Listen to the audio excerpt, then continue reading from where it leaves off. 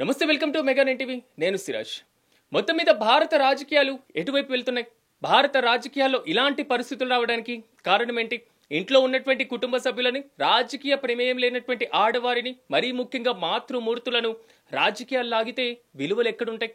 రాజకీయ నాయకులు విలువలు లేకుండా ఉంటారా అంటే ఉంటారా, ఉండరా? ఈ ప్రశ్న చాలా పెద్ద ప్రశ్నార్థకంగా మారుతుంది. భారత ప్రధానమంత్రి నరేంద్ర మోదీ ప్రస్తుతం బీహార్ అసెంబ్లీ ఎన్నికలు సమీపిస్తున్నటువంటి నేపథ్యంలో ఆయన ప్రచారానికి వెళ్లారు. అక్కడ దానికి సంబంధించిన పార్టీ విధానాలు మాట్లాడారు.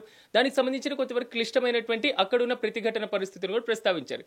దానికి ప్రతిగా అక్కడ ఉన్నటువంటి కాంగ్రెస్ పార్టీ ప్రధాని మోదీకి సంబంధించినటువంటి చేస్తున్నటువంటి ప్రకటనలు మాత్రం ప్రస్తుతం విమర్శనాస్త్రాలకు దారితీస్తున్నాయి.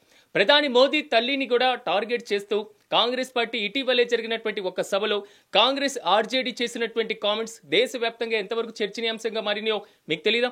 ఇప్పుడు ప్రధాని మోదీ తల్లికి సంబంధించినటువంటి ఒక ఆర్టిఫిషియల్ ఇంటెలిజెన్స్ కి సంబంధించిన వీడియోని ఒకదాన్ని బయటికి రిలీజ్ చేసింది బీహార్ కాంగ్రెస్. ఆ వీడియోలో ఏముంది ఒకసారి చూద్దామా? ఇవాళ ఓటు చోరీ పూర్తయింది, ఇక నిద్రించే సమయం వచ్చేసింది. ముందు నోట్ల రద్దు చేసినప్పుడు లైన్లో నిలబెట్టావు, ఇప్పుడు నా పేరు మీద బీహార్లో రాజకీయం చేస్తున్నావు, నన్ను అవమానించేలా బ్యానర్లు ఫోటోలు వేయిస్తున్నావు, బీహార్లో నువ్వు మళ్ళీ నాటకాలు ఆడుతున్నావు, రాజకీయం పేరుతో దిగజారిపోకు అని ప్రధాని మోదీ తల్లి ప్రధాని పనుకుంటే కలలో వచ్చి మాట్లాడుతుండగా హీరాబేన్ వచ్చి పూర్తి స్థాయిలో మందలిస్తున్నట్లుగా ప్రధానికి ఈ వీడియోను చిత్రీకరించడం జరిగింది.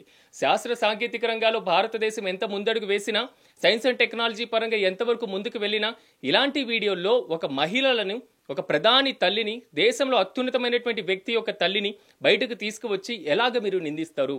ప్రధాని తల్లి ఇలాగ వచ్చి మందలిస్తున్నట్లుగా రాజకీయాల పరంగా మాట్లాడేటువంటి వీడియోని మీరు చిత్రీకరించడం ద్వారా మీకు రాజకీయ లబ్ధి వస్తుందా? ఇది బీజేపీ చేస్తున్నటువంటి కామెంట్స్. ప్రధాని తల్లి రాజకీయంలోతో సంబంధం ఉండదు, రాజకీయాలతో ప్రమేయం లేదు. గతంలో ఆమెను విమర్శించారు. దానికి సంబంధించిన తర్వాత ఇప్పుడు ఆర్టిఫిషియల్ ఇంటెలిజెన్స్ ని యూజ్ చేసుకొని మీరు ప్రధాని మోదీ తల్లిని విమర్శిస్తారా అనేటువంటి ఇష్యూ. కానీ కాంగ్రెస్ పార్టీ, బీహార్ కాంగ్రెస్ మరీ ముఖ్యంగా దీన్ని కప్పిపుచ్చుకుంటుంది. ఈ వీడియో నెక్స్ట్ ఎక్కడికి వెళ్తుందో తెలియదు. బీహార్ ఎలక్షన్ మీద దీని ప్రభావం ఎలా ఉండబోతుందో తెలియదు.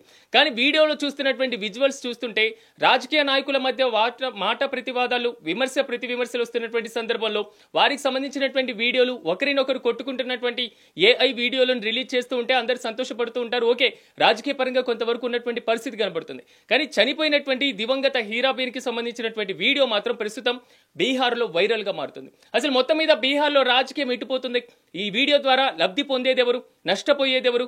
బీహార్ కాంగ్రెస్ పార్టీ ఎంతవరకు లబ్ధి పొందేటువంటి అవకాశం ఉంది? ఇప్పటికే నితీష్ కుమార్ తో పాటుగా ప్రధాని మోదీ సంకీర్ణంలో ఉన్నటువంటి నేపథ్యం, అక్కడ బీహార్లో అధికారంలో ఉన్నటువంటి పరిస్థితి కనబడుతుంది.